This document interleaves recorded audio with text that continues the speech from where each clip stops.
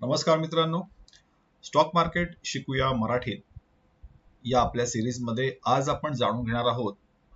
तुम्ही जर नवीन असाल तर मार्केटमध्ये सर्वात महत्त्वाचे स्टॉक मार्केटचे घटक किंवा पार्टिसिपंट कोण आहेत ते जाणून घेणे सुद्धा इतकेच महत्त्वाचे आहे. चला तर मग सुरू करूया. आता या स्टॉक मार्केटमध्ये कोण कोण सहभागी आहेत, म्हणजे कोण कोण लोक जे आहेत हे स्टॉक मार्केट मधले काम करतात. तर सगळ्यात इम्पॉर्टंट जे आहेत सहभागी, त्यातलं पहिलं आहे इन्व्हेस्टर, म्हणजे जे गुंतवणूकदार आहेत, जे शेअर विकत घेतात. स्टॉक मार्केटमध्ये जाऊन कोणत्याही कंपनीचे शेअर विकत घेणाऱ्या लोकांना आपण म्हणतो इन्व्हेस्टर्स. त्या इन्व्हेस्टर्स मध्ये किंवा त्या गुंतवणूकदारांमध्ये सुद्धा दोन प्रकार आहेत. एक आहे रिटेल, म्हणजे सामान्य गुंतवणूकदार आपल्यासारखा. दुसरा आहे HNI, ज्याच्याकडे खूप करोड्स मध्ये पैसे असतात आणि त्याला गुंतवणूक करायची असते. त्याला म्हटलं जातं हाय नेटवर्थ इंडिव्हिज्युअल, जे काही करोड्स मध्ये इन्व्हेस्ट करतात, त्यांना HNI म्हटलं जातं. नंतर आहेत म्युच्युअल फंड्स. खूप सारे लोक SIP करतात आणि ते म्युच्युअल फंड जाऊन स्टॉक मार्केटमध्ये शेअर्स विकत घेतात. शिवाय LIC आहे. LIC मध्ये सुद्धा आपण इन्व्हेस्टमेंट करतो, जीवन आनंद प्लॅन घेतो किंवा मनी ब्लॅक प्लॅन घेतो. हे सगळे पैसे LIC जे आहे हे स्टॉक मार्केटमध्ये इन्व्हेस्ट करते आणि आपल्याला एक फिक्स रिटर्न देण्याचं काम करते. शिवाय काही बाहेर गावचे जे म्युच्युअल फंड्स आहेत, हेज फंड्स आहेत, ते सुद्धा येऊन आपल्या मार्केटमध्ये गुंतवणूक करू शकतात. त्यांना FIIs म्हटलं जातं, फॉरेन इन्स्टिट्यूशनल इन्व्हेस्टर्स असं त्यांना म्हटलं जातं. दुसरे आहेत कर्ज घेणारे कंपन्या, म्हणजे ज्यांनी आपले स्टॉक लिस्ट केले आहेत. आपण जी जी पण गुंतवणूक करतो ती गुंतवणूक जी आहे त्या कंपन्यांना मिळते. त्या गुंतवणुकीचा वापर करून ते आपला उद्योग वाढवतात, मोठा करतात. त्यांचं प्रॉफिट वाढल्यामुळे त्यांच्या स्टॉकची प्राइस वर जाते. जर त्यांचं प्रॉफिट वाढलं नाही तर त्यांच्या स्टॉकची प्राइस खाली सुद्धा येऊ शकते.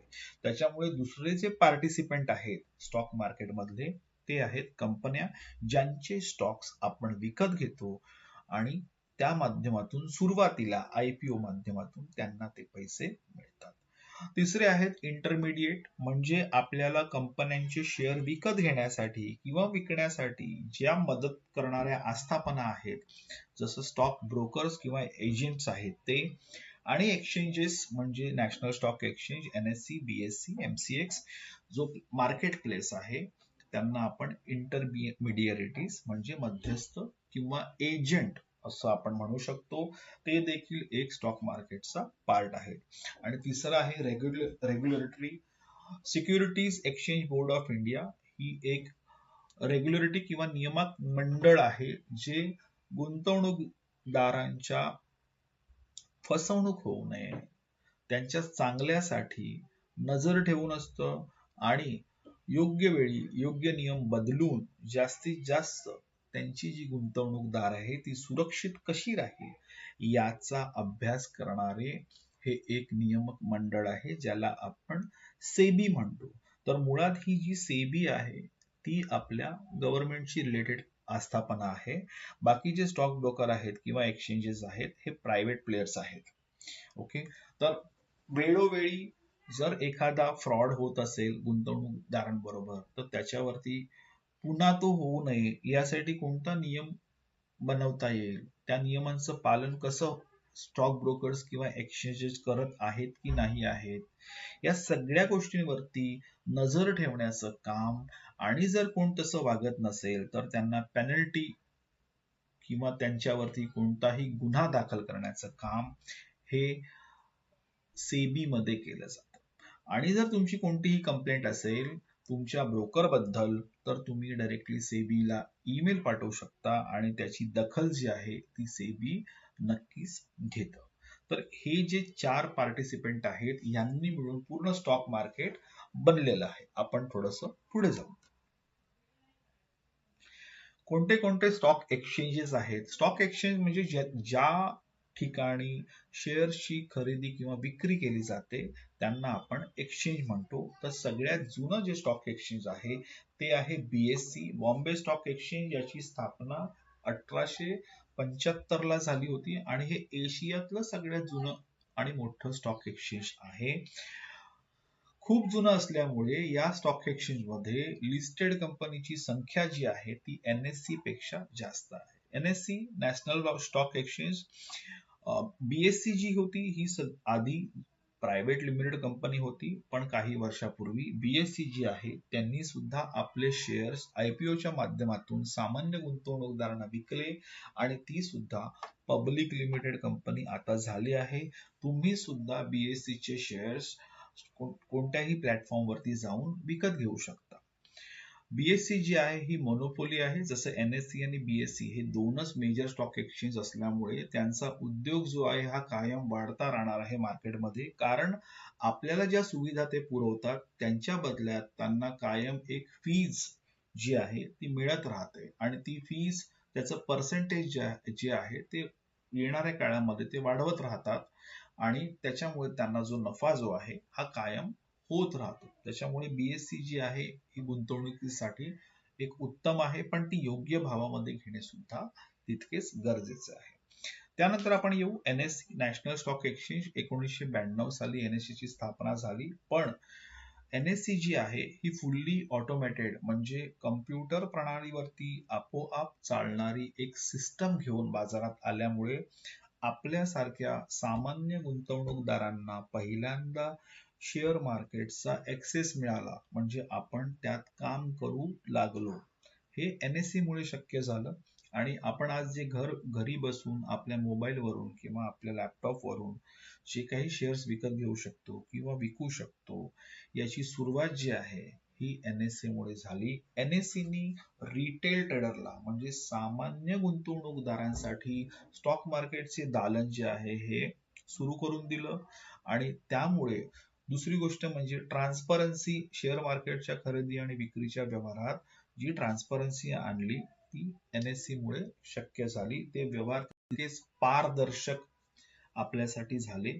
याआधी आपल्याला पूर्णतः एजंट जे म्हणेल ते त्याच्यावरती आपण अवलंबून होतो, पण ही जी पारदर्शकता आहे ती NSE ने आणलेल्या फुल्ली ऑटोमेटेड कम्प्युटर सिस्टम मुळे आली. त्यानंतर 2 वर्षांनी BSE ने सुद्धा ती अडॉप्ट केली. BSE ने सुद्धा स्वतःला फुल्ली कम्प्युटराइज करून घेतलं आणि त्यानंतर जो मार्केटमध्ये सामान्य माणसाचा जो आवक आहे ती वाढली.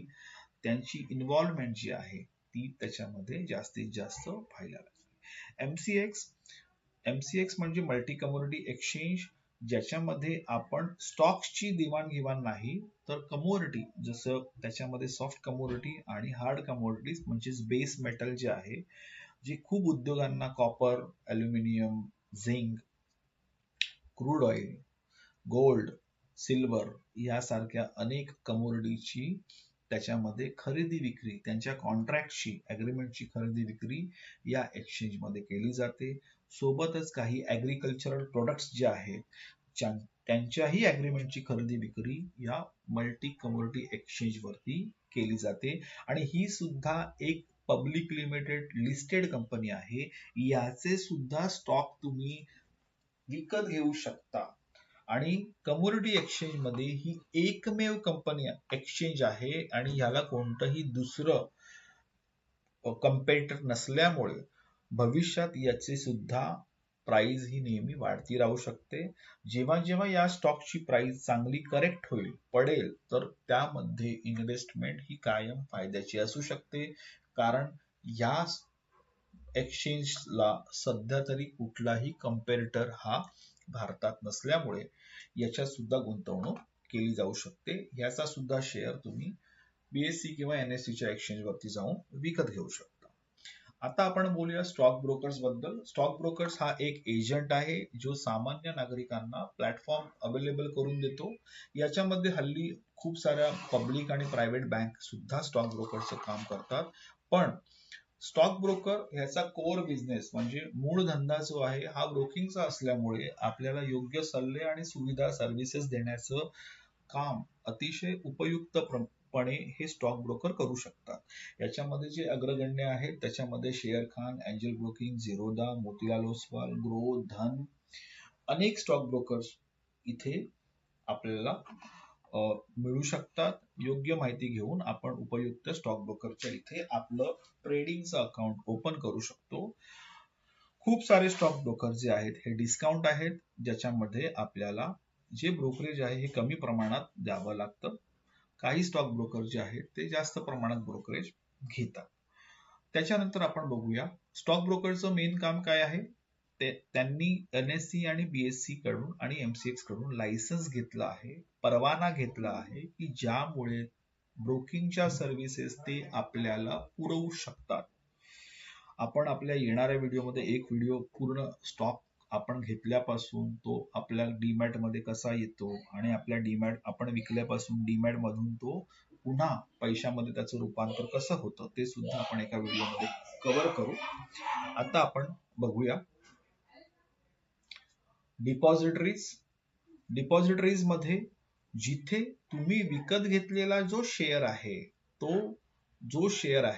तो डीमॅट मध्ये डिजिटल फॉर्म मध्ये जिथे ठेवला जातो, जी लोक लॉकरची सुविधा आपल्याला देतात त्यांना आपण म्हणतो डिपॉझिटरीज. जसे बँकेत जाऊन आपण आपले पैसे सुरक्षित राहावेत, आपले दागिने सुरक्षित राहावेत म्हणून आपण जाऊन बँकेत ठेवतो, तसेच आपण विकत घेतलेले शेअर्स जे आहेत हे डिजिटल फॉर्म मध्ये सुरक्षित ठेवण्याचं काम या डिपॉझिटरीज करत असतात. आपल्याकडे 2 डिपॉझिटरीज आहेत, त्यात एक आहे NSDL आणि CDSL, national security depository limited आणि सेंट्रल डिपॉझिटरी सर्व्हिसेस लिमिटेड. यापैकी सुद्धा CDSL ही डिपॉझिटरी जी आहे ही पब्लिक लिमिटेड आहे आणि याचे शेअर्स सुद्धा अवेलेबल आहेत. यांना फक्त एक कंपॅरेटर आहे NSDL, जी सध्या प्रायव्हेट लिमिटेड आहे. NSE सुद्धा सध्या प्रायव्हेट लिमिटेड आहे. भविष्यात ही या दोन्ही प्रायव्हेट लिमिटेड कंपनी भविष्यात यांचे सुद्धा पब्लिक लिमिटेड म्हणून स्टॉक्स उपलब्ध होण्याची शक्यता नाकारता येत नाही. पण सध्या CDSL चे शेअर्स जे आहेत हे स्टॉक मार्केटमध्ये अवेलेबल आहेत. आपण योग्य भावात जेव्हा ते येतील तेव्हा ते आपण घेऊ शकतो. तर मग या व्हिडिओत इतकंच. पुढच्या व्हिडिओत जाणून घेऊया ट्रेडिंगचे कोणते कोणते प्रकार असतात आणि बरेच काही. तोपर्यंत धन्यवाद.